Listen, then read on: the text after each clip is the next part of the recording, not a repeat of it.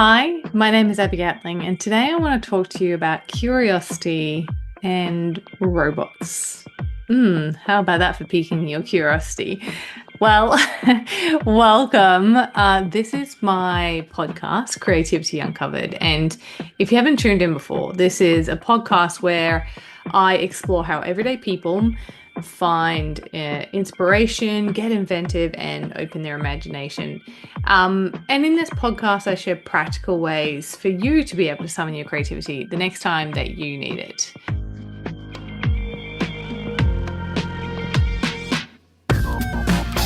If you've listened to a few episodes by now, you probably would have kind of heard a recurring theme is that how important my family is to me. Family is one of my core values. It's right at the very top, and I'm so lucky to be blessed with a very big family. I've got 5 brothers and I've got 2 sisters and tons of nieces and nephews who I absolutely adore.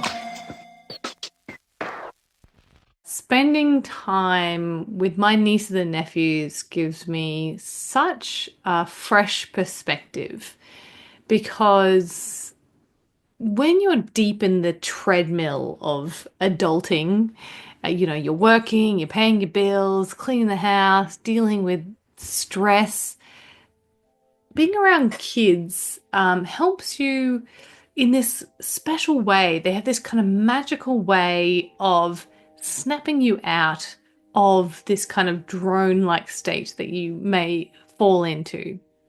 They have this wonderful way of reminding you that life doesn't have to be so serious. And the other day, I had one of those beautiful moments with my niece, Molly, my 5-year-old niece, Molly. She's an absolute dote. She's beautiful. And this little moment ended up being this fantastic, perfect little lesson about creativity, about curiosity, and about seeing the world with fresh eyes. So recently, my husband, Michael, and I put in a pool in our house, and we were so excited by it.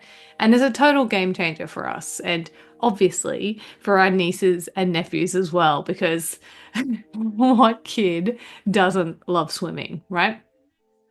And so we are constantly having people over to have a little dip in the pool, and it's really been fun. And a couple of months ago, I had my family visiting up from Sydney, and for days, the kids were in and out of the pool and just having the absolute best time. But as anyone with a backyard pool knows, after 5 days of sunscreen and dirt and grass and just like general chaos, our pool was just looking a little bit worse for wear. So one afternoon, my husband Michael and I were like, okay, cool. Now let's just do it. Let's just bite the bullet. Now's the time. We need to give it a good old clean. And so we got out there and we scooped out the leaves and we balanced the chemicals. And then when we were all done with that, the final step, we went in and we got our automatic pool cleaner, our little pool robot, and we plopped it into the water.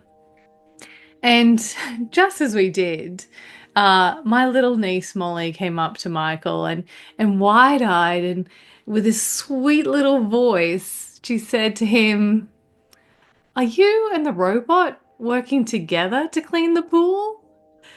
Oh, it was such an innocent and charming question that just stopped us both in our tracks. Because yes, I mean, we were working together, Michael and the robot and me, we were a team cleaning the pool. But, we just had never really thought about it that way. And that little question from Molly flipped the whole situation. What was kind of just like a chore that we had to do, necessary part of entertaining guests and being responsible pool owners, it all of a sudden just got flipped into this kind of funny and playful collaboration. We weren't cleaning anymore. We were teaming up with a robot and and fighting the dirt. And if you think about it that way, it's just way cooler and way, way more fun. And so after that cute little question from Molly, our afternoon just took on this whole new energy. We decided to name the robot. We started dreaming up other type of robot helpers that we could have around the house.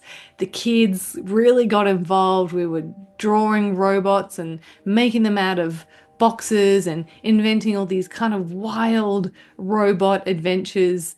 And all of that, this whole afternoon of fun and play and activity was sparked by one simple, curious question from a 5-year-old. And it is that shift in perspective that is what I wanted to talk about today on this episode of Creativity Uncovered. Because curiosity fuels creativity, and it opens you up to new experiences, new perspectives, fresh ideas. Curiosity invites playfulness back into situations that would otherwise feel heavy or dull. And when you're stuck in work, or you're stuck in life, adulting, or in the middle of a creative block, curiosity can be this lovely little thing that can be your way out of there, that getting your way out of being stuck in a situation. And so reflecting on this cute little question and how that perspective changed our entire afternoon made me think about creativity, and especially those situations when you're feeling like you're like in this rut, you're in this mundane situation, or perhaps you're in this situation where you're trying to force creativity. Perhaps you have to be creative for your job or for some other reason, and you just are getting the pressure and you just are at this block where you can't do it. It sort of made me think, when you're in those situations, instead of just trying to force creative solutions, what if you simply focused on getting curious instead? What if you asked a cute little childlike question with a why or a what if? What if you changed and you shifted your perspective from, oh, I have to blah, blah, blah, to I wonder if blah, blah, blah. Because what I realize is that creativity is not about these big, dramatic breakthroughs. Sometimes it's just about, tilting your head slightly and just seeing things in a new way. And that helps you suddenly spot possibilities that you just couldn't see before. And so I think that perhaps we need to not focus so much on forcing this creativity. We need to start fostering our curiosity. And so I thought I did a bit of research of like, how can you actually foster this curious nature, and how do you start building this curiosity muscle, if you will? And a lot of the research that I have seen out there is exactly what Molly did. It's this practice of observation, or active observation. So what you need to do for that, just to start sparking your curiosity a little bit, is just trying to be really active in observing the things that are around you. So wherever you are, if you're working at home or you're out in the office or you're on a walk or wherever you are, when you are there, just take a moment to look at your surroundings and go, wonder why that is like that. Or, what's another way we could do that? Or what would my 5-year-old niece notice about this that I don't?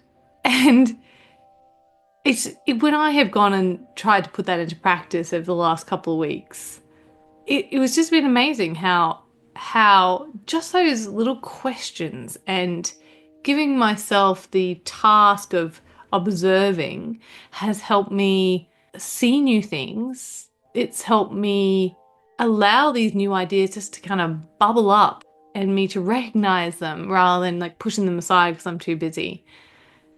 And I think that when you let yourself wonder and be curious freely and without judgment, then you are going to start embracing these kind of new creative ideas, which I think is super, super cool. So the crux of this episode is that I want you to think that the next time you are hitting a creative block or you're just feeling a little bit stuck, you're staring at the screen, you are in a rut, maybe you should ask yourself, are you and the robot working together?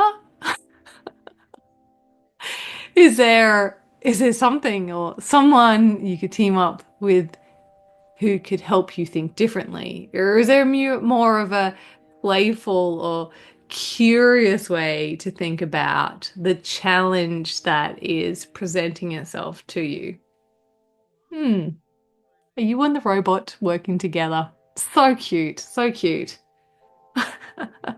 Let me know if you try this one because I've had it stuck in my brain for the last couple of months, and there was something just so delightful about that question, and has sparked my curiosity about curiosity. And these are my thoughts about it, and I'd love to know what you think about it too. Well, thank you so much for tuning in to this episode of Creativity Uncovered.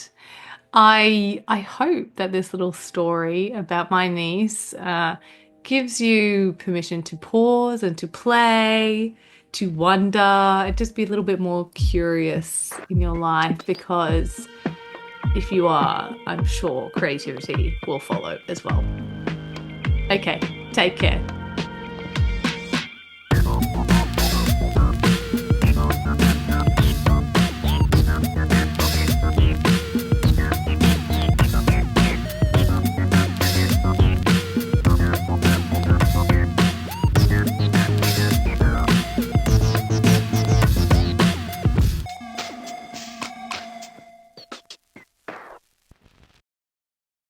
If you've made it this far, a huge thank you for your support and tuning into today's episode.